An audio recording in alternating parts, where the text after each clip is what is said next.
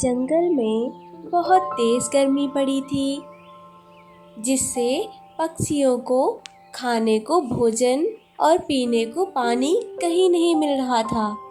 सारे पक्षी परेशान थे। कबूतर, अगर ऐसा ही कुछ दिनों तक चलता रहा तो हम भूखे मर जाएंगे। हाँ यार कालू, 2 दिनों से मैंने कुछ भी नहीं खाया है। हालत बहुत खराब है। चिड़िया बहन, आपके क्या हाल है? कबूतर भैया, मैं भी आप लोग से अलग थोड़ी ना हूँ, मैं भी भूखी हूँ। मैंने किसी पक्षी से सुना है, अगर हम पास वाले जंगल जाएं तो वहाँ हमें भोजन और पानी सब मिल सकता है। कबूतर भैया, क्यों ना हम तीनों कुछ दिनों के लिए उसी जंगल में चले? बात तो तुम्हारी सही है चिड़िया बहन, चलो चलते हैं। फिर टूनी, चिड़िया, कालू कौवा और कबूतर पास वाले जंगल में चले जाते हैं। अरे वो देखो, वहाँ एक बूढ़ी बच्ची बैठी है, उससे चलकर पूछते हैं। बूढ़ी माँ जी, हम सभी पक्षी दूसरे जंगल से आए हैं। हमारे जंगल में भोजन पानी की कमी हो गई है, इसलिए हम यहाँ इस जंगल में आए हैं। आप कृपया करके हमें यह बता दें कि हमारा घर बनाना कहाँ सुरक्षित होगा। बेटा, यहाँ से थोड़ी दूर पर 3 पेड़ है, वो पेड़ अभी खाली है। आप तीनों अपना अपना घर उन पेड़ों पर बना लें। आपका बहुत बहुत धन्यवाद माँ जी, आपने हमारी मदद की। मिल गए वो 3 पेड़, मिल गए। इस आम के पेड़ पर मैं अपना घर बनाऊंगा और इस संतरे के पेड़ पर मैं अपना घर बनाऊंगा। कालू भैया, कबूतर भैया, आप दोनों ने एक एक पेड़ ले लिया, लेकिन यह तीसरा पेड़ तो सूखा है। मैं कैसे इस पर अपना घर बनाऊंगी? मैं भी आप लोगों के साथ अपना घर बना लेती हूँ। बिल्कुल नहीं चिड़िया, मैं अपने आम के पेड़ पर तुम्हें अपना घर बनाने नहीं दूंगा। कालू भैया, मुझे पता था आप बहुत स्वार्थी हो।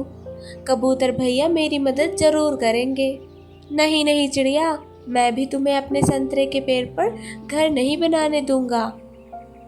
अपने दोनों दोस्तों की बात सुनकर चिड़िया बहुत निराश हो जाती है और सूखे पेड़ पर अपना घर बनाने लगती है। घर बनाते बनाते टूनी चिड़िया को शाम हो गई। उसे भूख लगी थी, लेकिन उसके पास खाने को कुछ भी नहीं था। अब मैं क्या करूं? रात होने वाली है, भूख भी लगी है। मैं ऐसा करती हूँ, कालू भैया से थोड़ा आम मांग लेती हूँ। कालू भैया, ओ कालू भैया, मुझे भूख लगी है, एक आम मुझे दे दो। नहीं नहीं चिड़िया, मैं अपने पेड़ से एक भी आम तुम्हें नहीं दूंगा। जाओ कबूतर के पास। चिड़िया कबूतर के पास जाती है।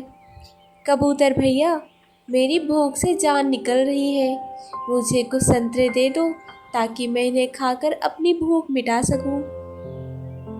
तुम्हें मेरा ही पेड़ का संतरा दिखाई दिया है, संतरे खट्टे हैं।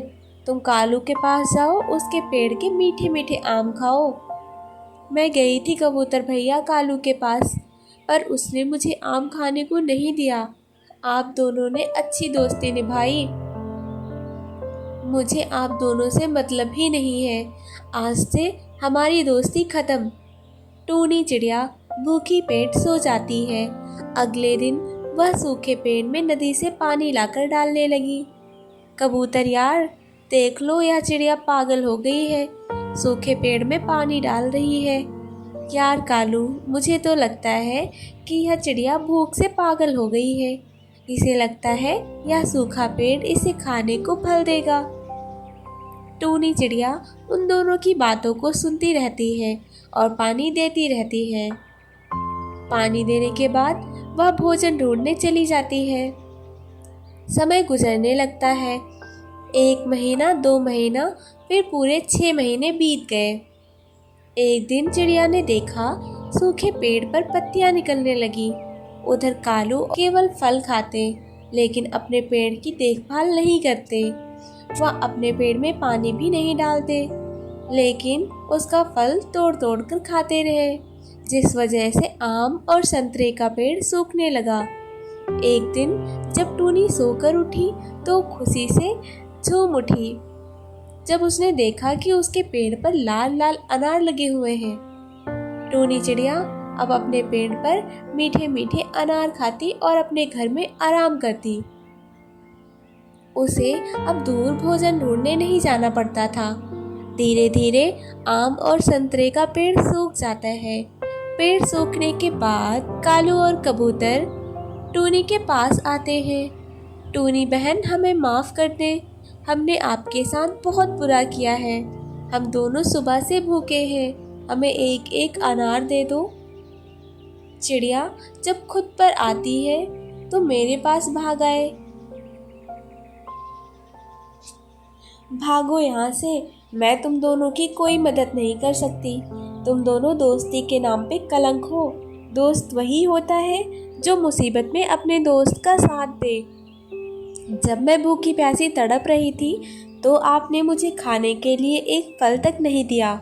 मैंने तो आप लोगों से दोस्ती उसी वक्त तोड़ दी थी। अब आप जाएं यहाँ से, आप दोनों को यहाँ से कुछ नहीं मिलेगा। अब मेरे आराम करने का समय हो गया है, मैं जा रही हूँ। कौवा और कबूतर टोनी की बात को समझ गए थे कि टोनी अब उनके चक्कर में नहीं आने वाली। वह दोनों वहाँ से चले जाते हैं और भोजन की तलाश में भटकने लगते हैं।